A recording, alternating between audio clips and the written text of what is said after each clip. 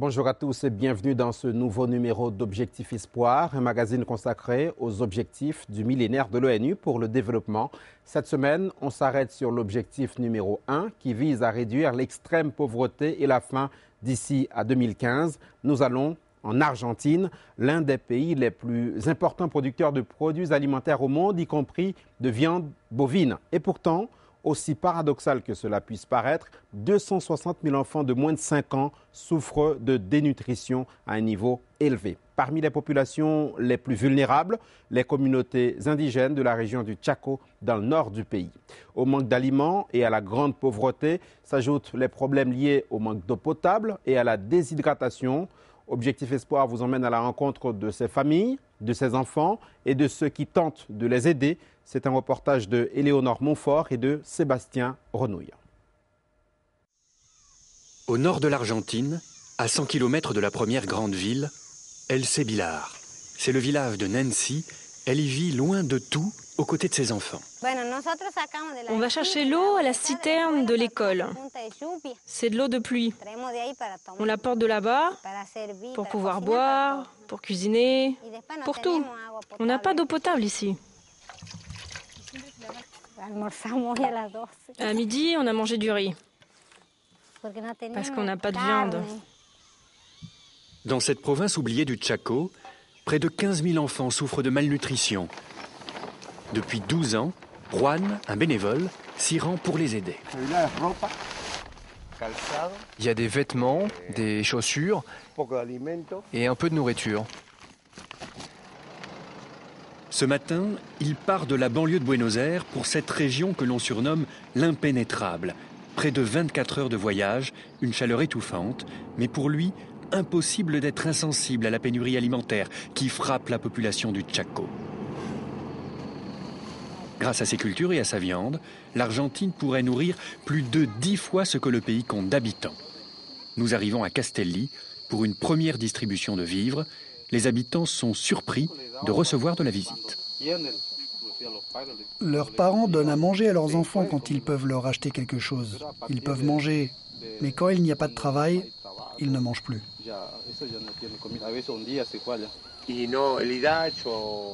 Et vous ne recevez pas d'aide du gouvernement? Vraiment rien? Non, rien. Dans l'impénétrable, par exemple, ils reçoivent 2 sacs de nourriture. Ici, rien n'arrive? Non, vraiment rien. Personne n'est jamais venu nous voir comme vous. C'est la première fois. Merci à tous, merci.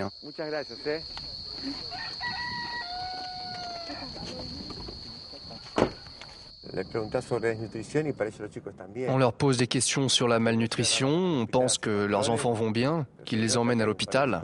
Mais en fait, on voit que ces enfants souffrent de malnutrition et de parasites également. Ils auraient besoin d'un bon contrôle médical. Ils sont dans l'ignorance et ensuite ces enfants meurent. Ils meurent de malnutrition. Pas une voiture, pas d'autobus, seuls de rares camions empruntent cette piste. On va parcourir presque 500 km pour arriver à un village de l'impénétrable. On ne peut pas y aller avec une voiture normale, il faut un 4x4. S'il pleut, le chemin devient impraticable et on ne peut pas s'y rendre. Sur la route, nous croisons d'autres bénévoles. Ceux-là ont été pris au piège par les pluies de la veille. Compliqué de venir en aide aux 50 000 Indiens qui vivent dans cette région hostile de l'Argentine. Là, il y a des médecins de l'UNICEF qui forment des Indiens parce que les Indiens se font confiance entre eux, mais ils ne croient pas les Blancs. Alors par exemple, ils ne suivent pas leur traitement pour la tuberculose et ils finissent par mourir sous-alimentés. Sur la place du village, plusieurs dizaines d'habitants sont venus écouter les conseils des médecins. Au programme, alimentation, premiers secours ou encore maladies endémiques. Cet enseignement, ils devront le transmettre à leur tour dans leur communauté qui souvent n'osent pas se rendre à l'hôpital. On a vu des enfants qui sont grands comme ça et ils ont 13 ans. Ces enfants, qu'est-ce qu'ils ont? Ils souffrent de malnutrition. Combien d'enfants on a vu comme ça, qui sont gros car ils se nourrissent de pâtes, de bonbons, de soda, et en réalité ils ne sont pas bien alimentés. Oui, ils sont gros d'accord, Ils sont gros car ils mangent que de la graisse. Vous devez leur inculquer la prévention. Une personne saine est une personne qui se nourrit bien. Ça nous a paru très important de parler de l'alimentation. C'était un thème qu'on ne pensait pas aborder. Mais ils ont perdu la coutume qu'ils avaient de planter, de récolter et de chasser. Myriam et Mabel rendent visite à une famille en grande difficulté. Elles sont indiennes, parlent le dialecte Wichi et font le lien indispensable avec la population locale. Inspection de la maison, vérification de l'hygiène, dialogue. Pour nous, difficile de discuter avec la mère de famille qui pourtant comprend l'espagnol. Nous cernons mieux la méfiance envers les Blancs dont nous parlait Juan.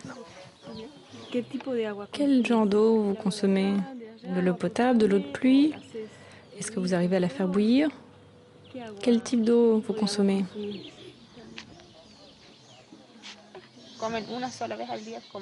Ils ne mangent qu'une seule fois par jour. Ils sont 10 personnes dans cette famille. Ils ne mangent qu'à midi, le soir au dîner, rien. Les enfants ne boivent pas le lait maternel. C'est à cause de la maman. C'est parce que la maman a la tuberculose.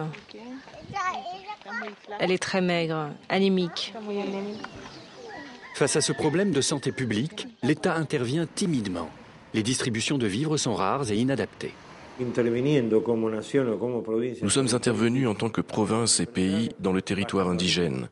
Nous avons parcouru l'impénétrable et donné des aliments. Mais des aliments que les Blancs en Argentine sont habitués à manger, mais pas la communauté indigène. On se rend compte maintenant que ça a été un désastre pour leur santé.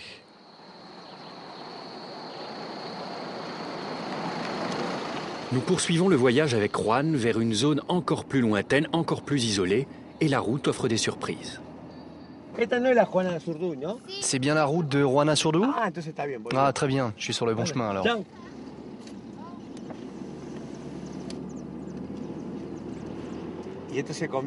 Regardez comme la forêt a disparu ici.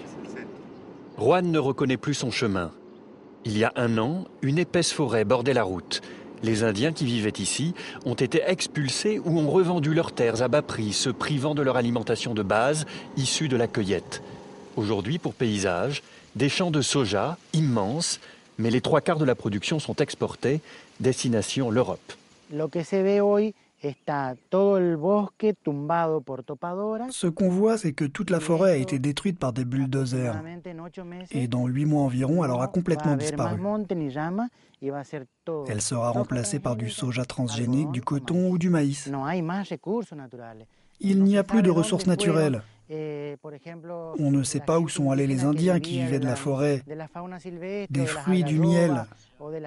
Aujourd'hui, ils vivent d'aide sociale et sont nourris par le gouvernement.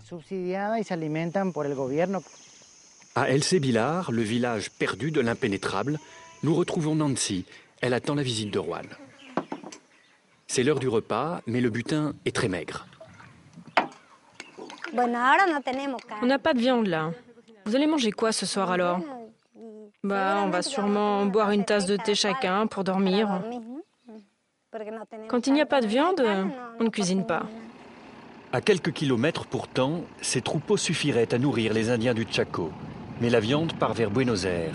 Sans véritable poids économique ou électoral, les populations indigènes ne présentent que peu d'intérêt pour l'État argentin. Voilà, on arrive à un des villages de l'impénétrable. Tout ça, c'est la forêt. La première maison qu'on voit, c'est celle du chef du village. Et juste à côté, il y a l'école. Et au fond, la maison d'une autre famille. J'espère arriver, pouvoir laisser les dons dans l'école et que les gens viennent les chercher. La nouvelle de l'arrivée de Juan s'est ébruitée. Les habitants s'approchent au compte-gouttes pour venir l'aider à décharger les paquets de vêtements et de nourriture. La ville la plus proche est très loin. Sans moyen de locomotion, beaucoup de produits de base leur manquent souvent. Aide-moi à mettre ça ici pour voir combien il y a de farine. Il y a des choses qui ne se trouvent pas ici comme le thé, le sucre, le sel.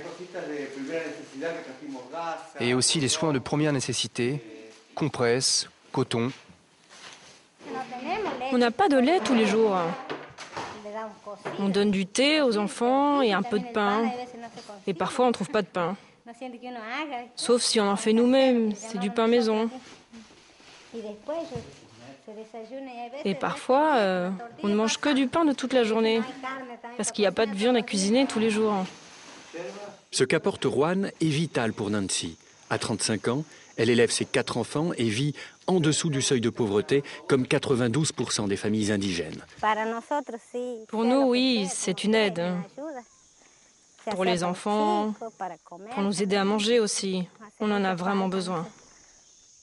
On ne reçoit d'aide que de Juan quand il vient. De la municipalité, on ne reçoit rien. Depuis 2006, plusieurs dizaines d'enfants et d'adultes sont morts de malnutrition, oubliés, au cœur de l'Argentine. C'est la fin de ce numéro d'Objectif Espoir. Merci à ceux qui l'ont préparé. Merci à vous qui l'avez suivi. Rendez-vous la semaine prochaine pour un autre grand reportage sur France 24.